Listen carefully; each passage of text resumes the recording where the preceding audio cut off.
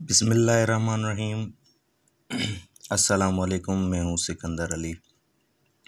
आज हमारे पास एक टॉपिक है inverse of matrix A. Inverse मालूम करने के लिए हमारे पास जो तीन चीज़ें हैं, इन तीनों चीज़ों का ख्याल रखना है। सबसे पहले डिटर्मिनेंट फाइंड करना है, एडजॉइंट फाइंड करना है, उसके साथ ट्रांसपोज भी फाइंड करना है। अगर किसी भी मैट्रिक्स में सवाल में आ जाता है भाई find the transpose of matrix, वो भी इसी में आ जाता है। अगर एडजॉइंट फाइंड करना है तो इसका भी जो एक्सप्लेनेशन है वो भी इसमें आ जाता है। अगर डिटर्मिनेंट है तो वो पिछली वीडियो में हमने पहले से ही बता दिया था। सबसे पहले हम क्या करेंगे, ये जो गिवन मैट्रिक्स है, ए मैट्रिक्स गिवन है, तो इसको हम पहले इसकी जो है डिटर्मिनेंट मालूम करेंगे।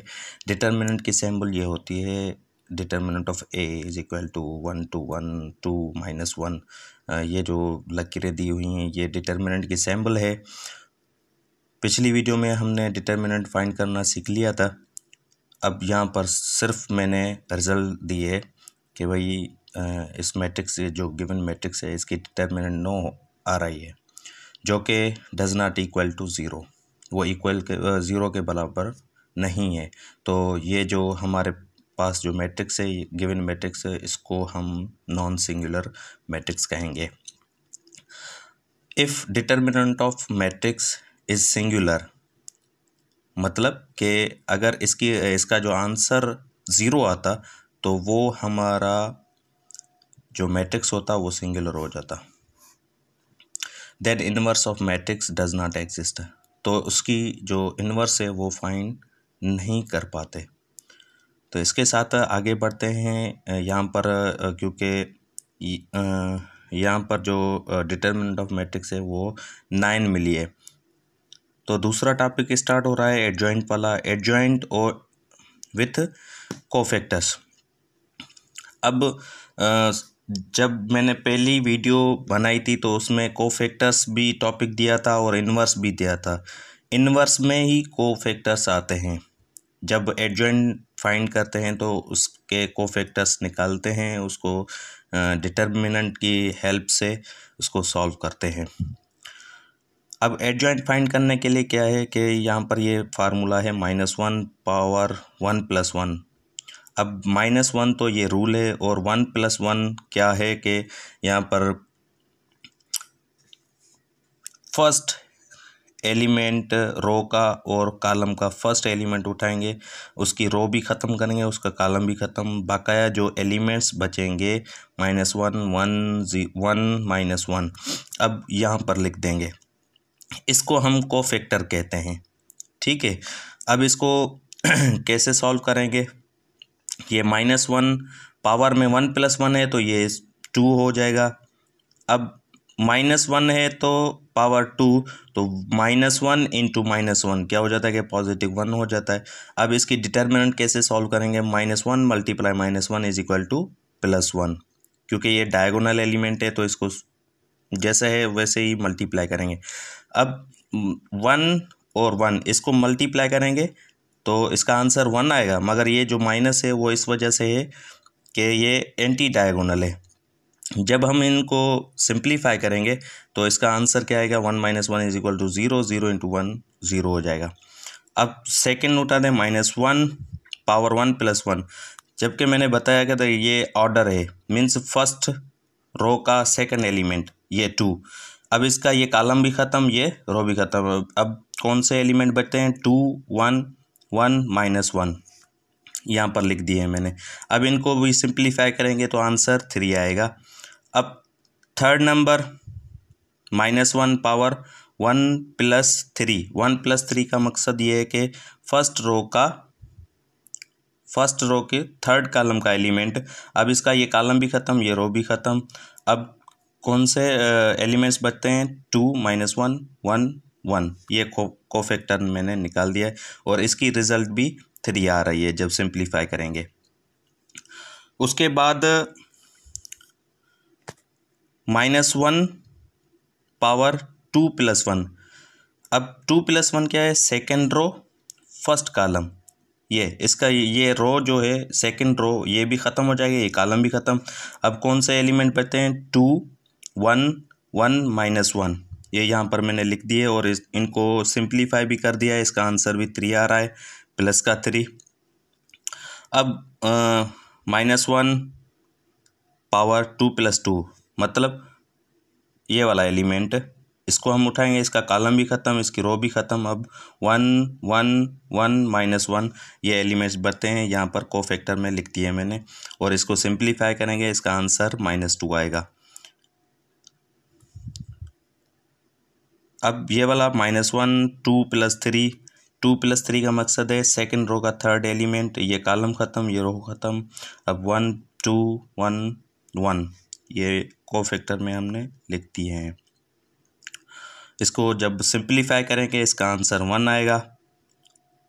उसके बाद -1 3 + 1 3 + 1 का मकसद है थर्ड रो का फर्स्ट एलिमेंट। थर्ड रो का फर्स्ट एलिमेंट ये उठाया हमने, इसकी रो भी ख़त्म, इसका कॉलम भी ख़त्म। अब जो एलिमेंट बचेंगे 2 1 -1 1 ये हमने यहाँ पर लिख दिए हैं और सिंप्लीफाई कर दिया, तो इसका आंसर प्लस का 3 आ रहा है।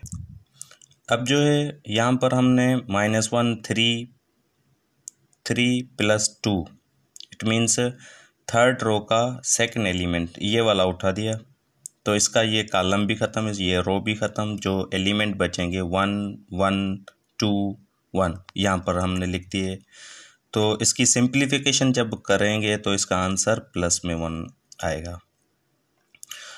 -1 3 + 3 इट मीन्स ये वाला एलिमेंट, इसका कॉलम भी ख़त्म, इसकी रो भी ख़त्म। 1 2 2 -1 ये यहाँ पर लिख दिया और इसको सिंप्लीफाई कर दिया, तो ये -5 आंसर आ गया। अब सवाल ये उठ रहा है कि क्या हम ये सारे एलिमेंट उठा के इसके कोफैक्टर्स निकालेंगे और इनको सिंप्लीफाई करेंगे? मेरा आंसर यही होगा कि हाँ, अगर 4/4 का भी होता तो ऐसे ही करते। अगर 3/3 का, यहाँ पर 3/3 का है तो यहाँ पर भी ऐसे ही करेंगे कि भाई सारे एलिमेंट्स उठाएंगे और उसके कोफैक्टर्स निकालेंगे, उसकी डिटरमिनेंट की हेल्प मदद से ये सारे सिंप्लीफाई करेंगे। उसके बाद क्या करेंगे, ये जो सारे रिजल्ट्स आए हैं, जो भी आंसर्स आए थे, तो वो रो में रख दिए हम। मिसाल के तौर पर हमने ये वाला ये जो देखें आप, ये मिसाल के तौर पर यहाँ पर हमने लिखा था कि भाई 3 + 1 1 मीन्स थर्ड रो का सेकंड एलिमेंट, उसकी रिज़ल्ट हमने थर्ड रो के सेकंड एलिमेंट में रखिए। 3/3 मीन्स थर्ड रो के थर्ड कॉलम के जगह पर हम इसकी जो रिज़ल्ट है वो रखेंगे, तो ये -1 है तो ये -1 रख दिया। ऐसे ही 1/1 का तो 1/1 का यहाँ पर रखेंगे, 1/2 का, 1/3 का। अब हमारे पास जो तीसरा टॉपिक था ट्रांसपोज। अगर क्वेश्चन में आ जाए भाई find the transpose of any matrix then what we will do, तो हमें क्या करना होता है कि भाई ये ट्रांसपोज मैट्रिक्स के ऊपर लिख देते हैं। इसका मकसद ये होता है कि भाई ये टी है, ट्रांसपोज करना है। तो ट्रांसपोज में करते क्या हैं कि भाई जो रोज़ होती हैं वो कॉलम में चेंज करनी होती हैं। अब क्या करेंगे भाई, एडजॉइंट में भी यही रूल है, जब तक हम रिज़ल्ट निकालेंगे और उसके बाद ट्रांसपोज नहीं करेंगे तो इसका एडजॉइंट नहीं निकलेगा। आ गई बात समझ में? अब यहाँ पर जब एडजॉइंट फाइंड करेंगे तो उसकी ट्रांसपोज भी निकालनी होती है। तो ट्रांसपोज कैसे निकालेंगे भाई, 0 3 3 ये हमारे पास रो में है, तो यहाँ पर भी 0 3 3, और सेकंड रो को सेकंड कॉलम में, थर्ड रो को थर्ड कॉलम में लिखेंगे। यहाँ पर एडजॉइंट भी सेम ही आ रहा है। आखिर में इन्वर्स फाइंड करना होता है। इन्वर्स का फार्मूला है adjoint of A divided by determinant of A. जो हमने एडजॉइंट फाइंड किया था वो हम लिखेंगे, उसके बाद क्या करेंगे, डिवाइड में जो हमने डिटर्मिनेंट फाइंड की थी जो कि 9 निकली थी, वो हम उसके डिवाइड में लिखेंगे। अब ये जो 1/9 लिखा है हमने, ये डिटर्मिनेंट ऑफ ए है। अब ये जो 1/9 है वो सारों एलिमेंट से हम मल्टीप्लाई करेंगे, जैसे कि 0 1 ज़ा 0 अपान में 9 लिख दिया, 3 1 ज़ा 3 3/9 लिख दिया, 3/9, 3 यहाँ पर लिख दिया। ऐसे सारों एलिमेंट से हम डिवाइड करेंगे इस 9 को।